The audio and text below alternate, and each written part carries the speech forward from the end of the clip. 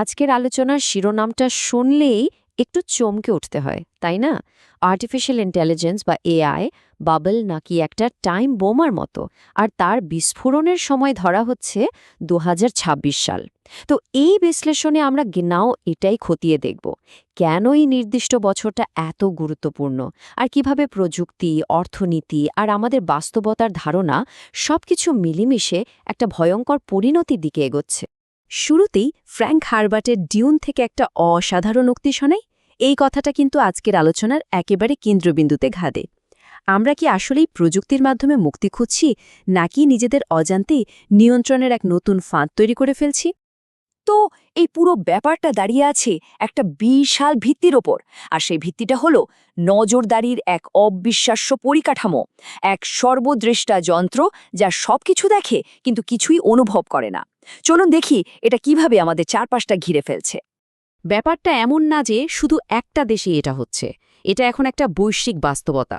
এই যে দেখুন, একদিকে চীনের স্মার্ট কমিউনিটি প্রকল্প, আবার অন্যদিকে মার্কিন যুক্তরাষ্ট্রের বড় বড় শহরগুলোতে আইন প্রয়োগকারী সংস্থাগুলোর হাতে থাকা বিশাল নজরদারি নেটওয়ার্ক, সব জায়গাতেই নিরাপত্তার দোহাই দিয়ে এই পরিকাঠামো তৈরি হচ্ছে।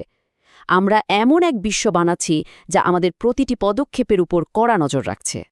আচ্ছা, এই নজরদারির ব্যাপারটা তো শুধু ক্যামেরাতেই সীমাবদ্ধ না, এর একটা অর্থনৈতিক দিকও আছে। সেন্ট্রাল ব্যাংক ডিজিটাল কারেন্সি বা সিবিডিসি নিয়ে যে এত বিতর্ক, তার আসল কারণ কিন্তু ব্যক্তিগত স্বাধীনতার প্রশ্ন। নাইজেল ফারাজের মতো সমালোচকদের ভয়টা হল, এটা রাষ্ট্রকে শুধু আমাদের সব লেনদেন দেখার ক্ষমতাই দেবে না, চাইলে নিয়ন্ত্রণ করার ক্ষমতাও দিয়ে দেবে। তার মানে কি দাঁড়াচ্ছে? আমরা আসলে সুবিধার লোভে এমন এক ডিজিটাল সত্তা তৈরি করছি যা সবকিছু দেখতে পায়, কিন্তু আধ্যাত্মিকভাবে সে পুরোপুরি অন্ধ। এটা শুধু ডেটা আর যুক্তি বোঝে, মানুষের আবেগ, নীতি বা আত্মার কোনো দামের কাছে নেই। আর এটাই আমাদের আলোচনার প্রথম স্তম্ভ। আচ্ছা, এবার আসা যাক দ্বিতীয় পয়েন্টে, যা এই পুরো পরিস্থিতিকে আরও দ্রুত এগিয়ে নিয়ে যাচ্ছে, আর সেটা হলো আর্টিফিশিয়াল জেনারেল ইন্টেলিজেন্স বা এজিআই তৈরির দৌড়। মানে মানুষের মতো সাধারণ বুদ্ধিশুদ্ধিওয়ালা এআই। আর এই দৌড়ের কেন্দ্রবিন্দুতে আছে ২০২৬ সালকে ঘিরে তৈরি হওয়া এক তীব্র উত্তেজনা। এই যেমন ধরুন ইলন মাস্কের কথা, উনি যা বলেছেন তা নিয়ে কিন্তু বেশ তোলপাড় চলছে।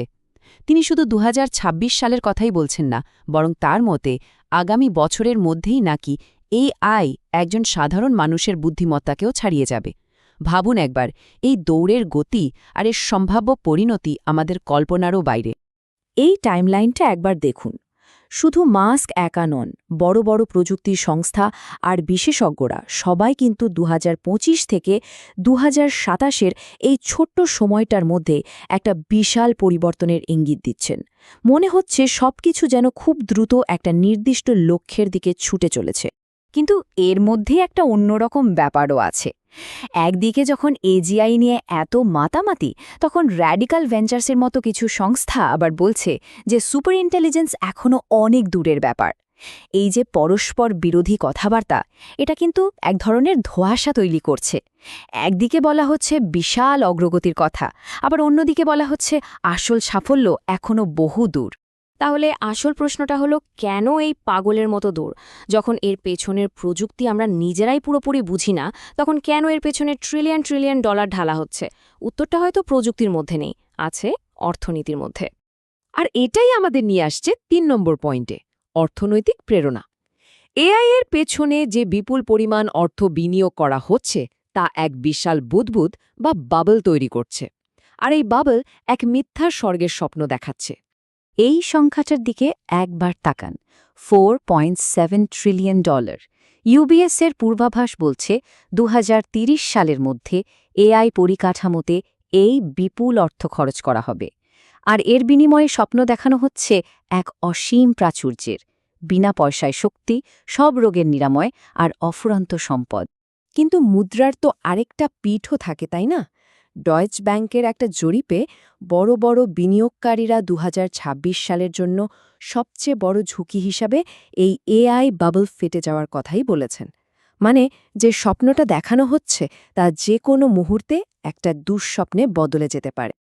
তো এর শেষটা কোথায় গিয়ে দাঁড়াতে পারে? যখন এই অসীম প্রাচুর্যের স্বপ্নটা সত্যি হবে না, তখন বিশ্ব অর্থনীতি হুড়মুড়িয়ে ভেঙে পড়তে পারে। আর সেই অর্থনৈতিক হতাশা মানুষকে এমন এক অবস্থায় ফেলবে যে তাদের সামনে যে কোনো সমাধানই তুলে ধরা হোক না কেন, তারা তাই মেনে নিতে বাধ্য হবে।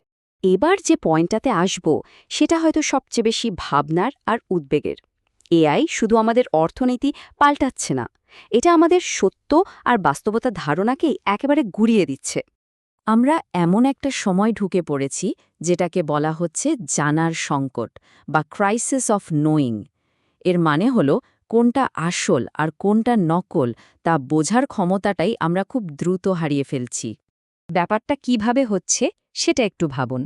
আজকাল গ্রিফটেক বা শোক প্রযুক্তি নামে যা পরিচিত, তার মাধ্যমে এআই মৃত ব্যক্তির ছবি আর কণ্ঠস্বর ব্যবহার করে এমন এক ডিজিটাল ভূত তৈরি করতে পারে যা দেখে বা শুনে আসল নকলের তফাৎ করা প্রায় অসম্ভব।